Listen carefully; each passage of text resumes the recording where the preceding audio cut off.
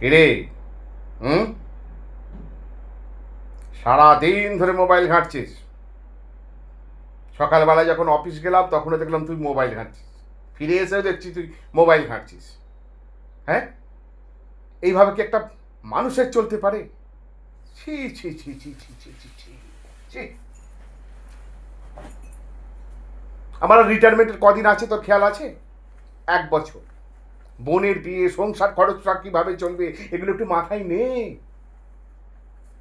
অন্তত ঘরে বসে বসে কম্পিটিটিভ এক্সামের জন্য তুই প্রিপারেশনটা তো নিতে পারিস।